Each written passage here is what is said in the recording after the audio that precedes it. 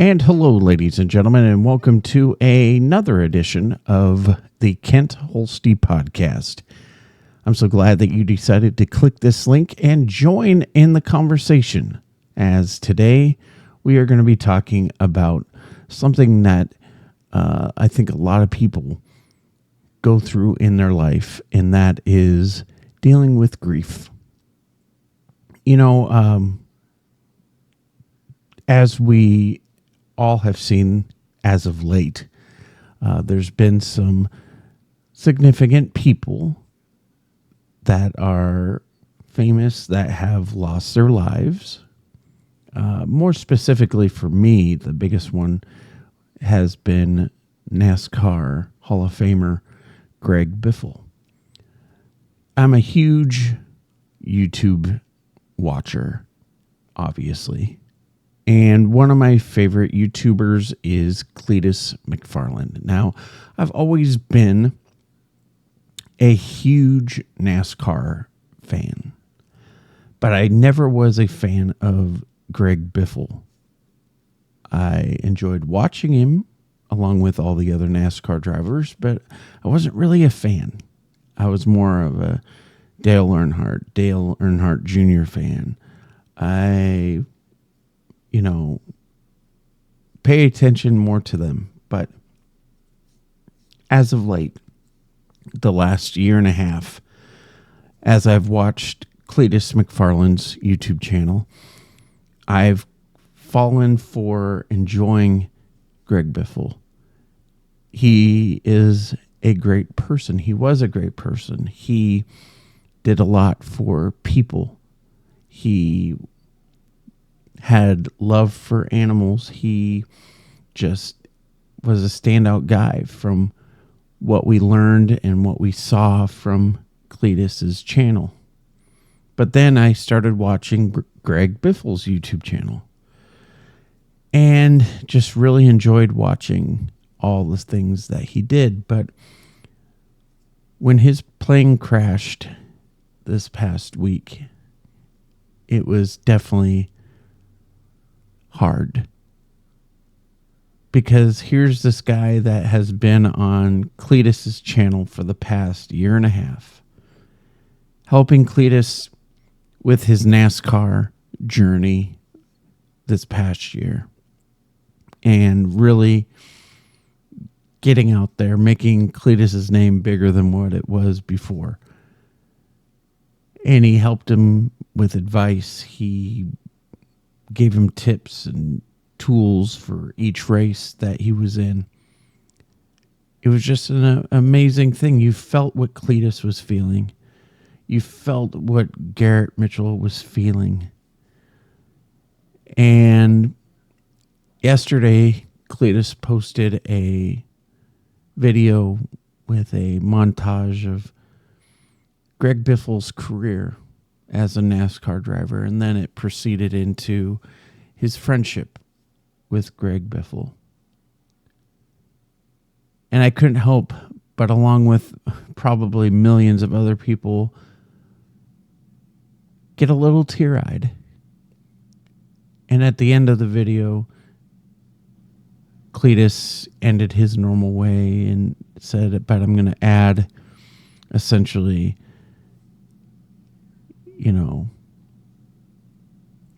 something involving Biffle's name at the end. And you could tell at the end of the video, he had to stop, and then he got emotional. And that's where I lost it.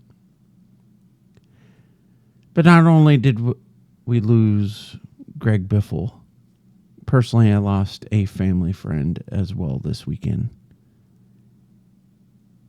someone that was my godfather, one of my godfathers.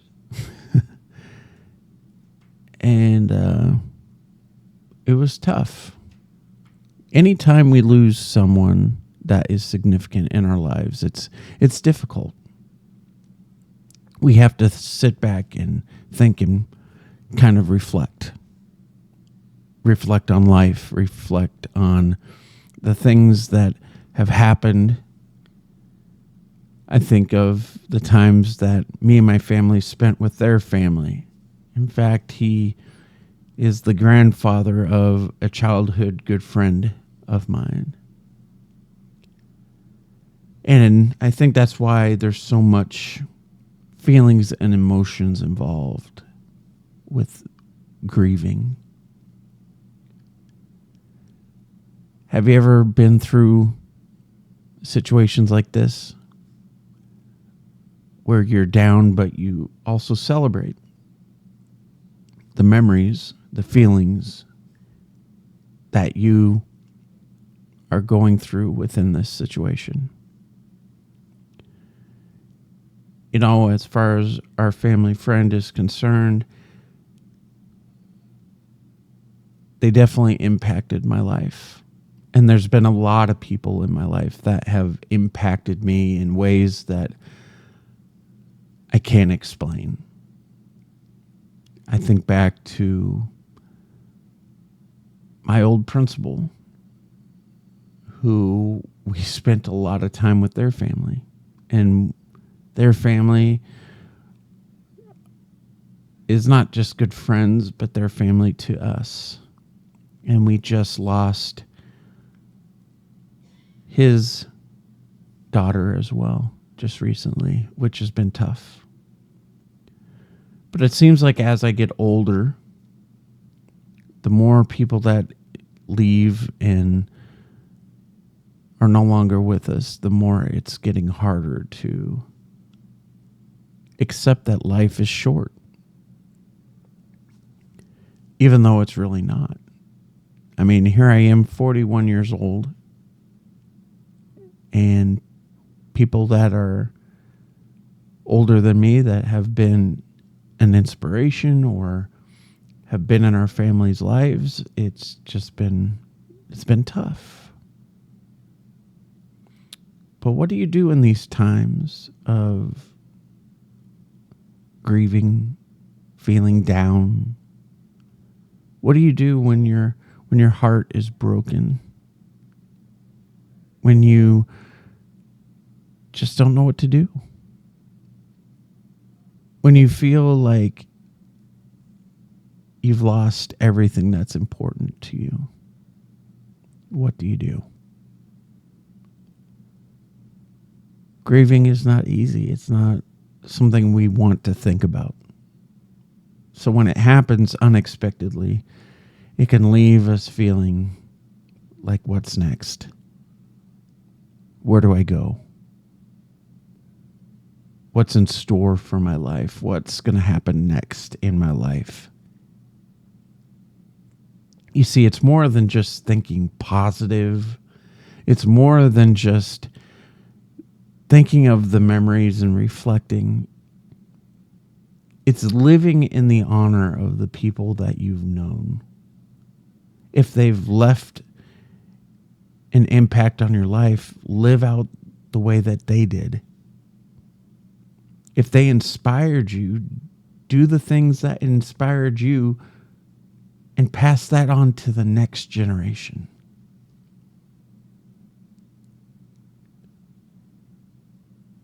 You see, when I was growing up, that generation that raised us and that generation before that, it was all about love, compassion, respect. And unfortunately, we live in a day and time where that doesn't exist anymore. People don't live to be kind. And when it is that situation where you find someone or run into a situation where people are kind, it seems off. It seems strange. We have to thank people for being kind. You know, at work the other day, I was helping a situation and someone thanked me for being kind. Or I'm getting props from someone because of my attitude and how I treat people. It shouldn't be like that. You shouldn't be thanked for being kind and respectful because that's how we should be in the first place. I'm treating people the way that I am because I'm at that stage in my life where I've learned and I've seen how people have treated me. And now I want to pass that to the next person. I'm trying to live a life where I can do whatever I can to be respectful and caring. But I'm also trying to be understanding at the same time. And sometimes it's hard to understand life. But we continue to search, or we should continue to try to search. And if we're not trying to search during these times of grieving, then what are we doing? There's got to be something that we are doing wrong if we're not. We have to take the time to invest into our lives so we can leave an impact on this world at the day when it's our time to leave. Because that's how life should be.